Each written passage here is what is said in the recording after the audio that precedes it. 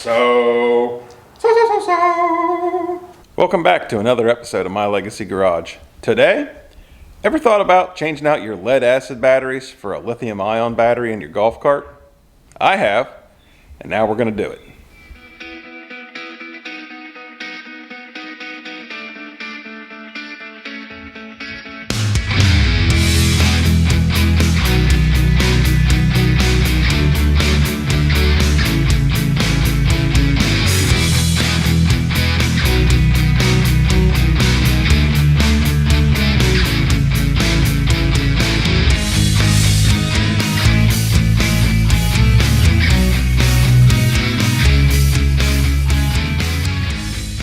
First things first, it's been in the trailer back here in the back of the yard for, I don't know, 6 months.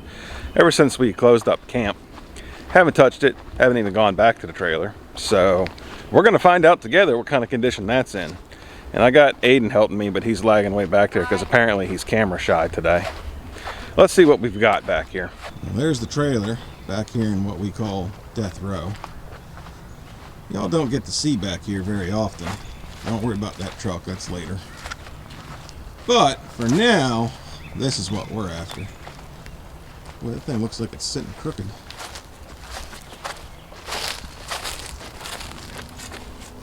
Well, that's exciting. I guess let's see what we've got in here.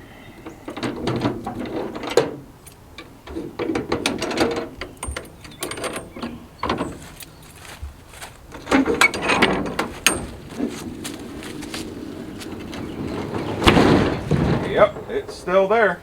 Well, according to the gauge, it's got basically a full charge. We'll see how accurate that is.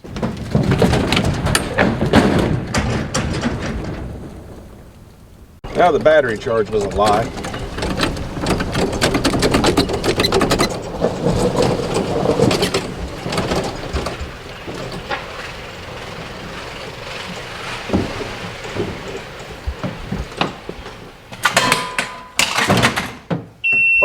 Long-time viewers of the channel are probably going to notice two things. Number one, this golf cart's been on the channel before, more than once. We've done a lot of stuff to it over the years, and it's served us well, so one more upgrade makes sense. Number two, you're going to notice that the CJ isn't in here anymore. I sold it. Dun dun dun! Sorry, it happened. Time to use the big old clunky charger and top these batteries off because I want to do some before and after comparison stuff. So I want to give it the best chance it has to compete. It's been a couple of weeks. We've got the new battery here. Golf cart's been plugged in, topped off. Battery indicator says it's full. We're going to do a little bit of testing just to see, apples to apples, and see if the new battery is really that much better than the old batteries. These batteries are a little bit spanked, so the range on them, not so great. Last year we were getting 20 minutes, half hour out of them riding around, and it needed charge. It was pretty miserable. Hence, why we're doing a new battery. But let's see, it's still got some life in it. Let's find out what happens. First thing I want to do is test the voltage and make sure these old batteries that just got done charging and are still plugged in fact, really are at 36 volts. So we're going to test these two leads. And sure enough, we've got 36.41 volts. So that's spot on. Next test, top speed. That should be fun. Let's see what she can do.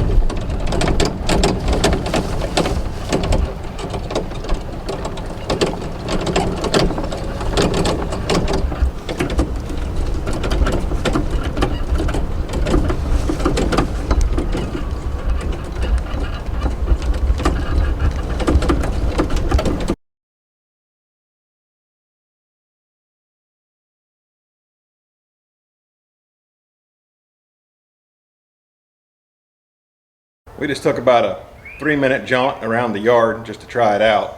It significantly drained the batteries according to the charge indicator over there on the dash. And that thing drops all the way down to the red if you put any kind of a strain on it like you're going up a hill. Meaning I think, it doesn't really put out amps anymore, which makes sense. I'm going to check the voltage here, see how much that little jaunt drained it. We got up to 12 miles an hour downhill with a tailwind. Uphill, like 5. That's pretty slow. As you can see, just that little bit dropped it a whole volt. In case you don't know how this all works, they are 6 batteries that are 6 volts apiece, which are wired in series to give you 36 volts. That is what the golf cart operates on. That's what it charges with. Now, if you have accessories like incandescent lights or a radio, anything that runs off like a normal car battery, that is only 12 volts. And if you look at the light switch, which is located right here, it has a red wire going here and then the negative wire over here, which is on 2 of the batteries, which is 2 6 volts to give you 12 volts to run that stuff.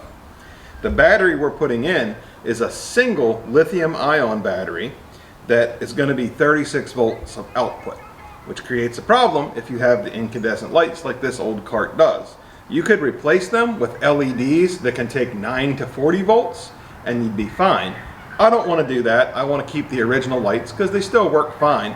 So I ordered a voltage reducer that will take those 36 volts, drop it down to 12 volts to power the lights. It's not here yet, but we're going to do the main part of this and plug that guy in later. First thing we need to do is get all this taken apart and these batteries taken out. I took a look at the wiring here. I know that these wires over here are for the lights, so I'm going to set them aside. These 2 wires right here come from the charging block, so that's how this gets charged. These thicker wires, those actually go to the drive components, so those we need to reuse, and they look to be in pretty good shape, especially if we clean a little corrosion off of them. And then these little wires right here just go to our charge indicator up there, which we're going to do away with because we're getting a whole digital kind of dashboard with this, so we don't need that. That figures. I guess I got to get something to get that apart. These batteries, you may have actually noticed, were put in on the channel probably about 5 years ago when we very first got the golf cart, because the batteries that we got with it were no good. And they have served us well, but the problem, of course, with the lead acid batteries is pretty severe performance decline with age. They have a low ability to take cycles and charges over and over again. And this lithium ion battery, it's going to solve that problem. Listen up, y'all. The other thing I would recommend is some rubber gloves when you're doing this battery acid. Although it won't hurt you immediately, if you forget, don't go wash your hands, or I don't know, stick your finger in your mouth for some reason, you're gonna know it.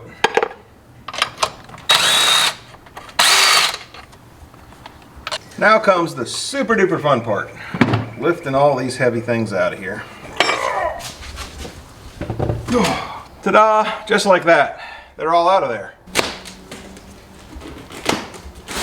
Time to see what's in the box. Well packaged. Got an owner's manual.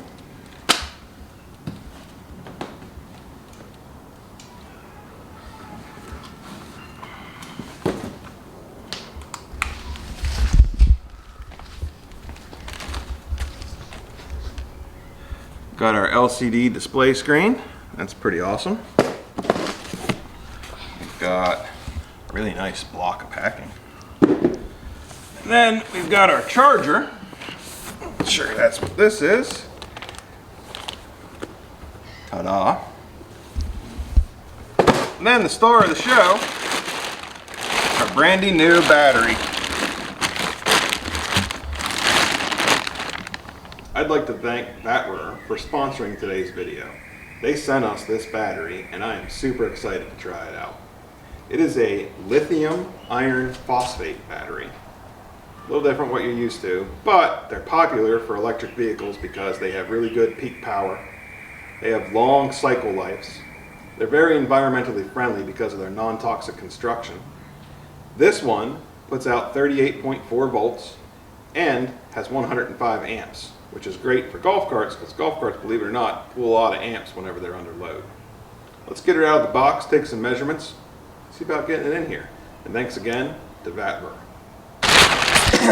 Okay.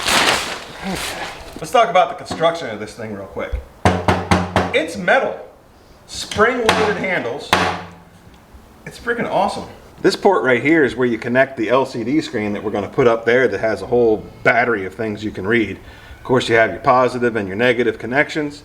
This is a Bluetooth antenna because you can download an app and monitor the battery that way. And this is just the power on and off button because you turn the battery on and off. How freaking cool. All right, here's the plan, folks. We're going to knock off these old battery hold downs with the old death wheel here.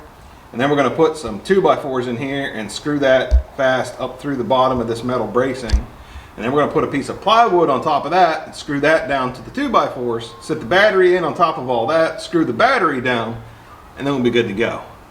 So when we get a little further along, I'll bring you back.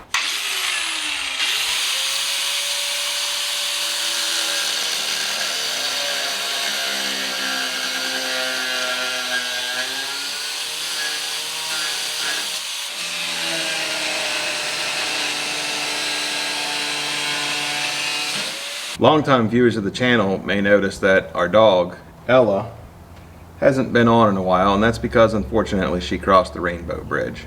So we got a tattoo in her honor with her goofy ears that was inspired by her birthday photo. Take a peek.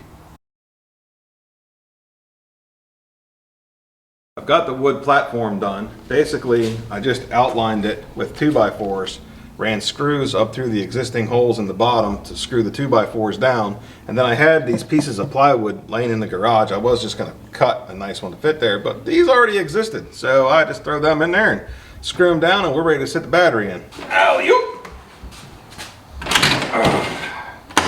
You know, those other batteries are heavy, and this one's heavy too, but there's only one of them, and I'm not sure that it's really any heavier than those other ones, just kind of more awkward.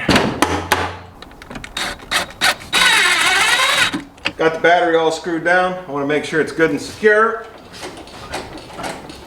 I'm going to say that's good. We've got our fancy LCD screen here, which gives you all your battery readout information.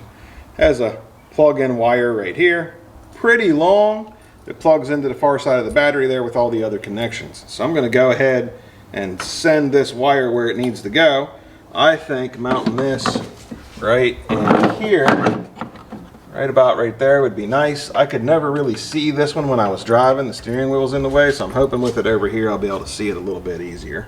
Kind enough to send some little boot covers with everything. This is a really comprehensive kit. It even has multiple different kinds of bolts to bolt your battery connections and everything together, depending on how deep, how many terminals you're stacking up on there. For me, it's just 2, so these little short screws that come in the pack with the boots will work just fine. I think we're ready to hook it up. Right here is the connector for the LCD screen. I've gone ahead and run that wire down and wire tied it up. It comes up through right here, and then I have it tacked down to here, and the other end of it is over here waiting to get hooked up to the battery. The other thing that needs to get hooked up is the charging pigtail. And this is conveniently labeled with battery negative and battery positive to make sure you hook it up to the right terminals on here. And then I haven't decided if I want to mount this charger over there and leave it in the golf cart, or if I want to put it in and out each time. I haven't really decided. We'll figure that out in a minute. They come with these really fancy rubber caps on them, which is nice. We're going to get those guys out of the way. And then we're going to get our charging pigtail, and we're going to find our one that says battery negative, which is the blue one, and we're going to put it with our negative terminal here, and then we're going to hook them up. Got to reorient these cables. They spent 30 years the other direction. One note with these battery connectors, you want them to be, you know, tight, but not like super tight. Just snug them down, just like you would a car battery. There's no need to get excessive with them.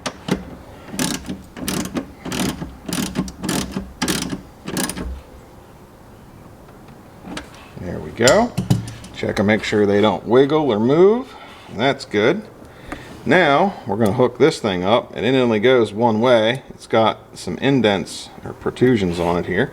So if we open this up, we can see that those go something like that.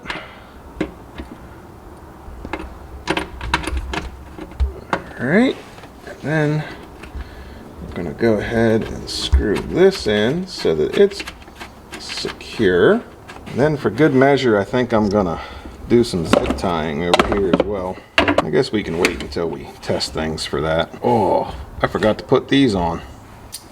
These require a little bit closer of a relationship between these terminals so that you can get this thing over both of them like so. Beautiful. Let's get the little dashboard in. I'm going to go ahead and get this plugged in, and I want to put this right here. And it comes with little screws to do such a thing with, and it's just plastic, so it shouldn't be too difficult, I wouldn't think. Easy peasy. Get our cover off of this, and let's power it up, see what it looks like. We're going to come over here and press this on off button, and that should power it up. I heard something click. Interesting. Alright, let's go take a look at this fancy dashboard. It's got a power button right here. I would think if we press this, it should power this on. Look at that. 48%. We've got 39.54 volts, 72.8 degrees in here. Not currently flowing any current. Let's see what page 2 looks like. Oh, this gives you how many cycles it's been through for charging and everything. Its status, all the temperatures it's been through, min and max. And then page 3 gives you a battery voltage history. I think that's what that is, millivolts. Interesting. But the big question is, will it move? Will it move? Oh yeah. How about reverse? Oh yeah. Nice. Let's clean up some tools and take a ride.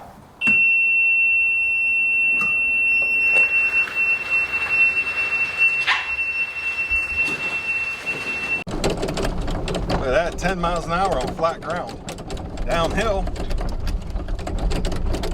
And still 12. Oh, look at that. It went down to 7, but that's way better than it normally is. It got up to speed a lot faster. Yep. It's been a couple of days since we put the battery in this thing, and now it's time to wrap up the install so we can take it to camp. So come along with me. We're going to tidy up a few things and then load her up. The first thing I want to address is mounting this charger in here. I've decided that's where I want it, and it's going to live right there, and everybody will be happy. And we'll route the wire over here and get everything hooked up. And then we need to address the lights, which we've got a voltage converter right there that we're going to wire in and make sure they work, and then we'll be ready to rock and roll. Just like that, the charger's mounted in there. It's got 2 bolts in it. It's not going to go anywhere. This kit from Vatrer really is nice. It comes with hardware. That right there is to mount the charger. It comes with 4 bolts in case you're really ambitious. And this right here is to mount the battery bracket.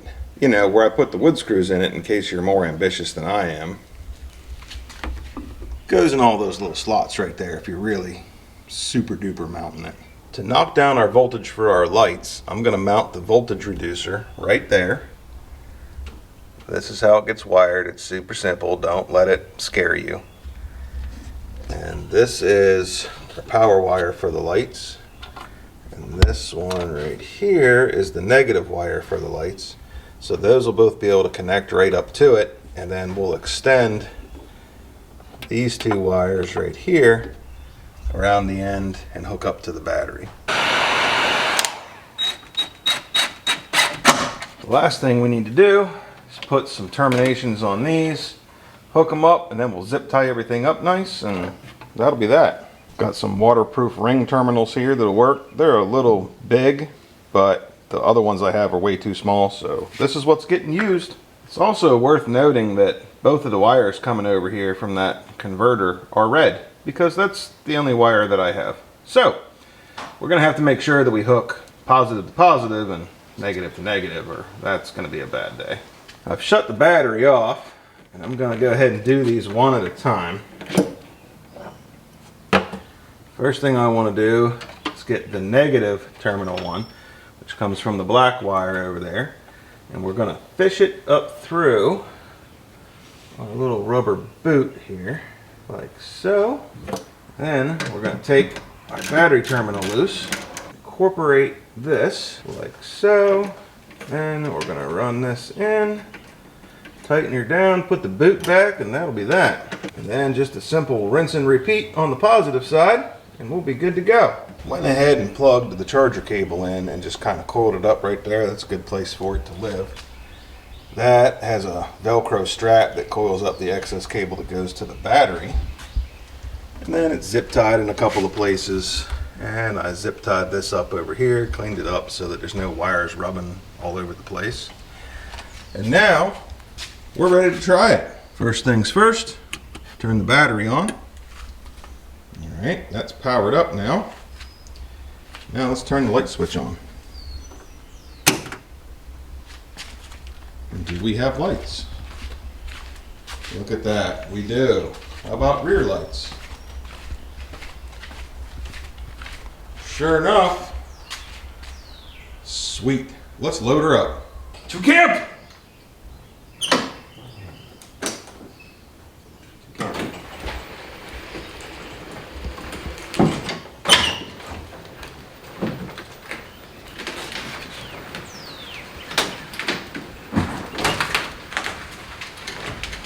We've made it to camp.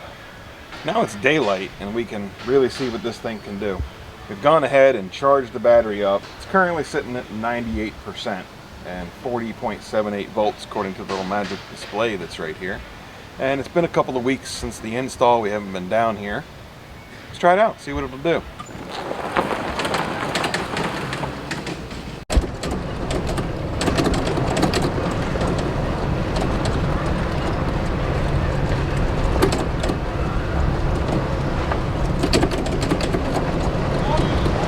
Thoughts so far.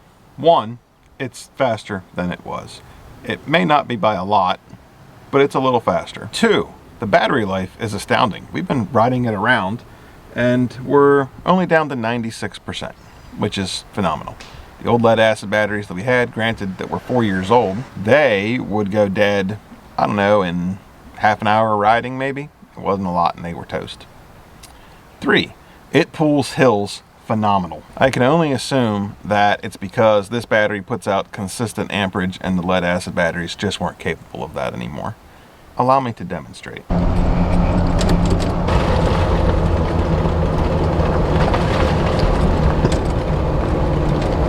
With the old batteries, I wouldn't slow down for these speed bumps because it would take forever to get back up to speed. This one, however, picks right back up where it left off. One of the big advantages is rapid acceleration.